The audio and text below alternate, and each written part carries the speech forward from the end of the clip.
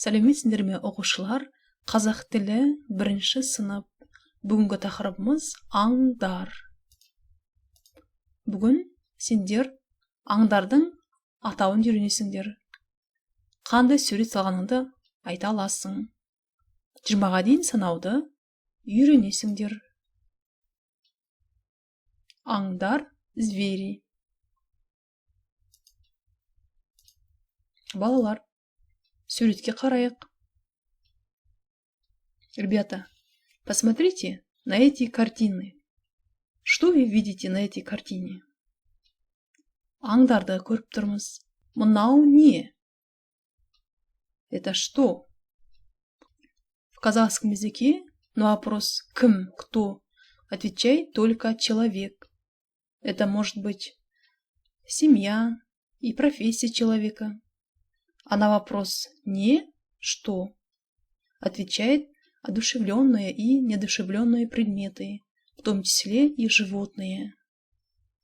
Мы задаем зверям вопрос «не?», «что?», «мынау не?», «керек?», «кірпі?», «арыстан?», «аю?».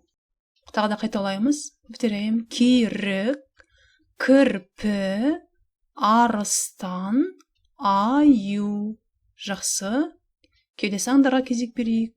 Піл, мынау қоян, түлкі, қасқыр.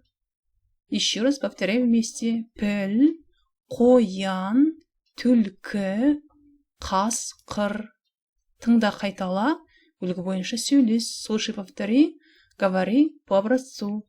Мен сурет саламын, я рисую. Сен не саласың? Что ты рисуешь? Мен қоян саламын. Мынау қоян. Мынау не? Задаем вопрос не. Сен неше қоян саласың? Неше? Сколько? Мен 2 қоян саламын. 1, 2 қоян. 2 қоян саламын. Жақсы. Келесі тапсырмаға көшейік. Тыңда, қайтала, есте сақта. Слушай, повтори, запомни. Ребята, сегодня научимся считать до 20. Мы научились от 1 до 10.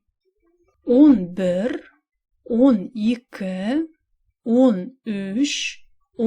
14, 15, 16, 17, 18, 19, 20. Первый десяток называется он. Второй десяток называется жирма. Жақсы, есте сақта. Запомните цифры.